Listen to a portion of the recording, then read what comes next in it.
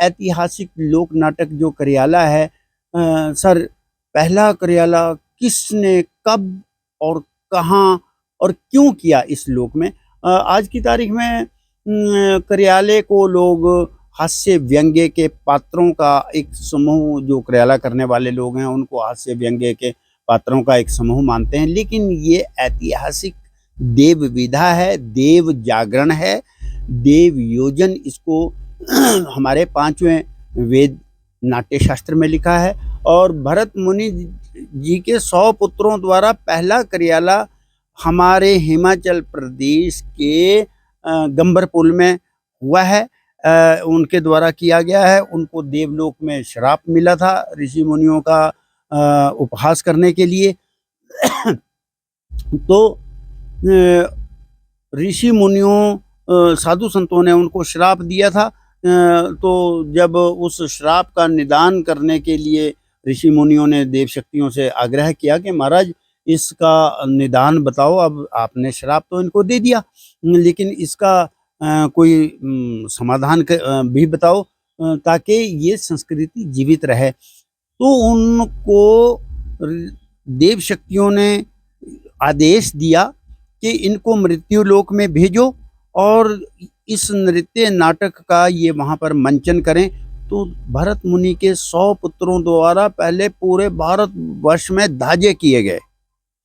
उसके बाद उनका जब वो पीरियड पूरा हुआ, वो समय पूरा हुआ, तो वो इस देव भूमि की ओर आए और इस देव भूमि में आकर उन्होंने पहला करियाला जो है ये विजेश्वर महादेव जी के प्रांगण में, जो ये ऐतिहासिक और पौराणिक सिद्ध पीठ है गंबरपुल में, वहाँ पर ये करियाला किया। और इस करियाले की विशेषता यह है कि इसमें गंभीर ध्वनियों के वाद्य यंत्रों का इस्तेमाल होता है और लय की 5 जातियों के ताल जो है वो सिर्फ आपको करियाले में देखने, सुनने को और समझने को मिलेंगे। जो फोक, जो विशेष गूढ़ और गहनता वाला शास्त्रीय संगीत को विकसित करने वाला लोक संगीत है, वो आपको करियाला के अलावा नहीं मिलेगा। और इसकी वैदिक परंपरा और इसकी मर्यादा ये है कि इसमें महिला का किरदार नहीं होता।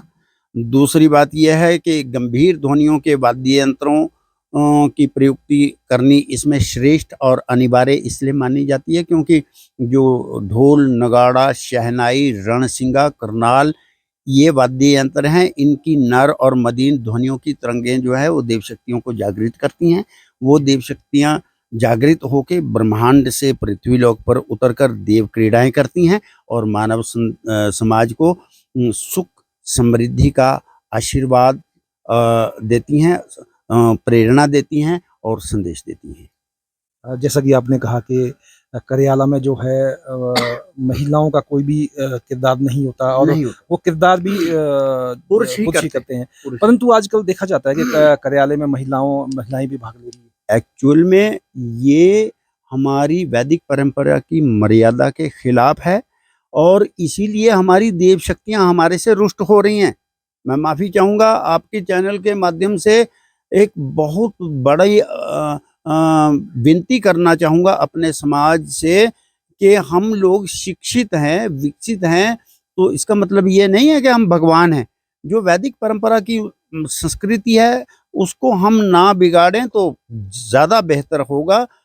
ये वैदिक परंपरा की मर्यादित विधा है, देव योजन है, इसमें करियाला के अंदर जो है और धाजा के अंदर भी महिला का किरदार नहीं होता, उस किरदार को पुरुष ही निभाते हैं। तो ये हम लोगों को समझना चाहिए और मानना चाहिए, अदरवाइज तो फिर हम लोगों को परिणाम भुगतने होंगे।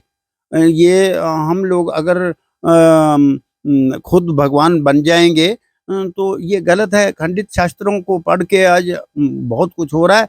माफ़ी चाहूँगा मैं, शिक्षित लोग जो हमारे संगीत आचार्य हैं या संगीत मर्मज्ञ हैं, हो सकता है उन लोगों को इस चीज़ की जानकारी ना हो कि करियाला में महिलाओं का किरदार होना चाहिए या नहीं होना चाहिए। लेकिन मैं तो खुद करियाला से जुड़ा हूँ और मेरा 52 वर्षों से मैं करियाला कर रहा हूँ।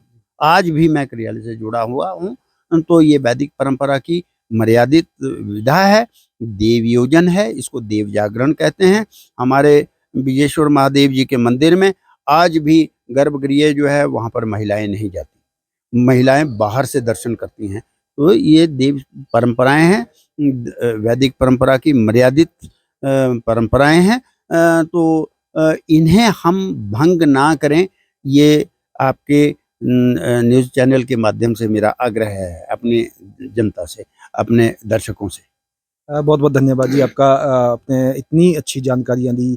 हालांकि आप तो समंदर है जानकारियों को, क्योंकि हमारे दर्शकों को ये बताना चाहते थे कि जो जो जानकारियां इनके पास उपलब्ध है, अभी तो कुछ एक जानकारी ली है, आने वाले समय में ऐसी बहुत सी जानकारियां हैं जो हम इनके माध्यम से आप तक पहुंचाएंगे। बने रहिए सील हिमाचली न्यूज़ के साथ और ज़्यादा से ज़्यादा स्ट्रीम को शेयर करें ताकि सभी लोगों को ये जानकारी मिल सके और सभी लोग हमारी संस्कृति को आगे बढ़ावा दे पाएँ। यही हमारी उम्मीद रहेगी और यही हमारा प्रयास रहेगा हमेशा के लिए। जय हिंद, जय हिमाचल।